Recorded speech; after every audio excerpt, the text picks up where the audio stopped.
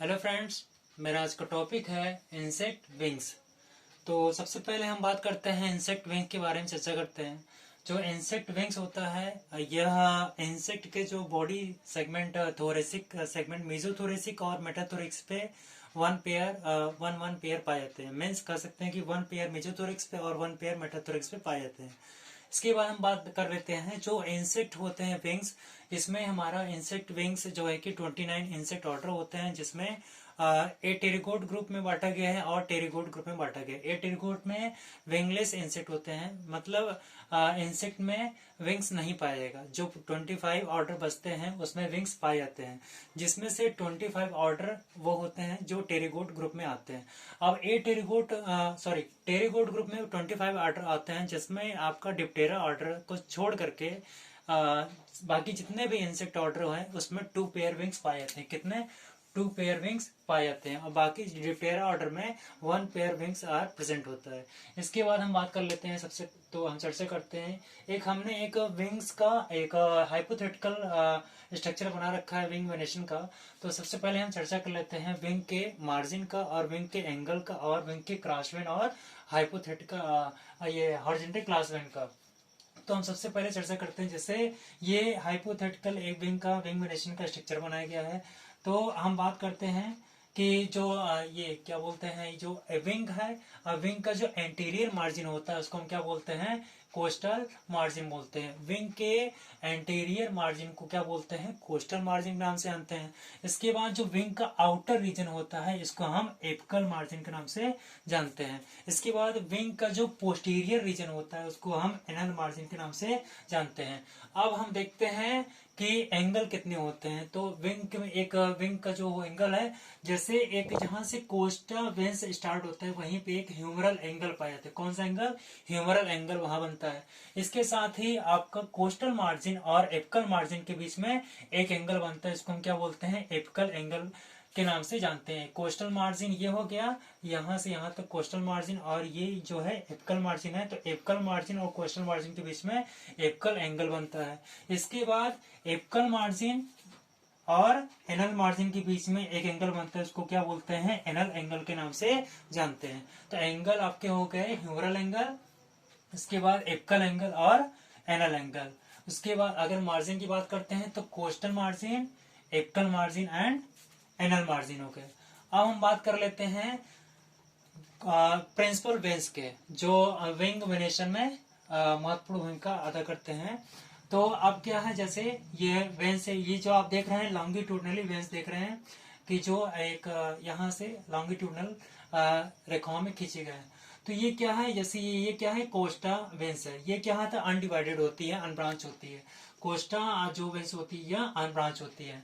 इसके बाद ये जो वेंस है ये आपका सब कोस्टा वेंस है। ये लिखा गया है सब कोस्टा, सब कोस्टा वेंस है। ये क्या होता है? ये आगे चल के 2 सिराओं में बढ़ जाती है। इसके बाद हमारा रेडियस सेक्टर है। रेडियस 2 भागों में बटा हुआ है। पहला भाग अनडिवाइडेड है एंड सेकेंड पार्ट जो है कि डिवाइडेड होता है 2 पार्ट में। फिर आगे चल के 2 पार्ट जो है कि 4 अन्य सिरों में बटता है, बट जाते हैं, जिसको हम R1, R2, R3, R4 और R5 सिराओं के नाम से जानते हैं।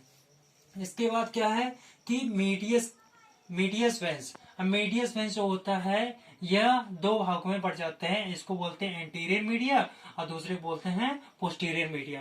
तो एंटीरियर मीडिया मीन्स आगे के मीडिया, मीडियस वेंस। तो अब क्या है, ये आगे चल के 2 भागों में बढ़ जाते हैं। इसको बोलते हैं एंटीरियर मीडिया फर्स्ट और एंटीरियर मीडिया सेकेंड। इसके बाद जो पोस्टीरियर मीडिया है ये आगे चल के 2 भागों में बढ़ जाता है, ठीक है, जिसको 2 भागों में बढ़ जाता है। फिर 2 वही भाग आगे चल के 2 अन्य सिराओं में बढ़ जाते हैं। इसको posterior media first, posterior media second, posterior media third और पोस्टीरियर मीडिया फोर्थ के नाम से जानते हैं। इसके बाद जो हमारा कोवाइटस वेंस है, ये जो वेंस है ये देख रहे हैं, ये आपका कोवाइटस वेंस है। कोवाइटस वेंस आगे चल के 2 सिराओं में बढ़ता है, जिसको ये आपका एंटीरियर कोवाइटस बोलते हैं। और एंटीरियर कोवाइटस आगे चल के 2 सिराओं में बढ़ता है, जिसको एंटीरियर कोवाइटस फर्स्ट के नाम से जानते हैं और सेकंड वाले को एंटीरियर कोवाइटस सेकंड के नाम से जानते हैं।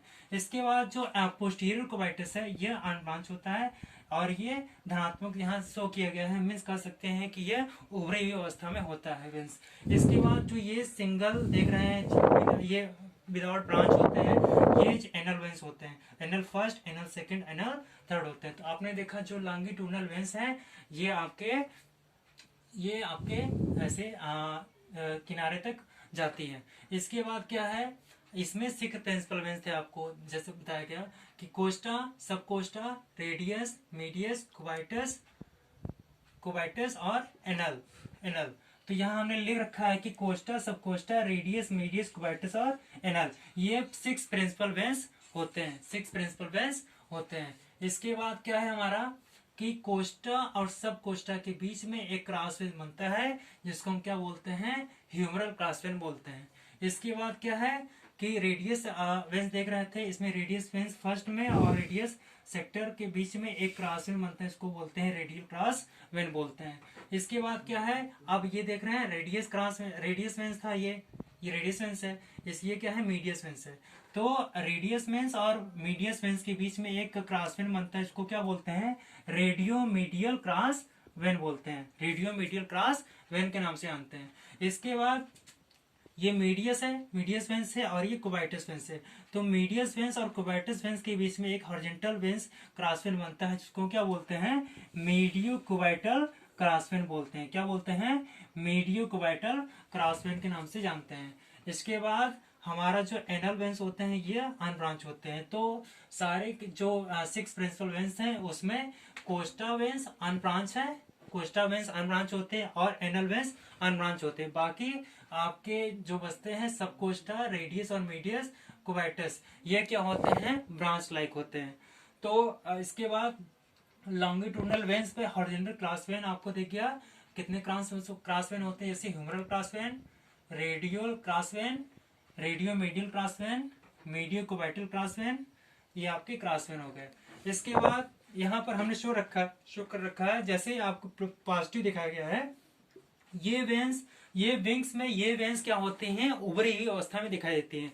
और जो नेगेटिव चार्ज दिखाया गया है ये क्या होते हैं, विंग्स में ये वेंस धसी हुई अवस्था में दिखाई देती है या जो है कि पाई जाती है।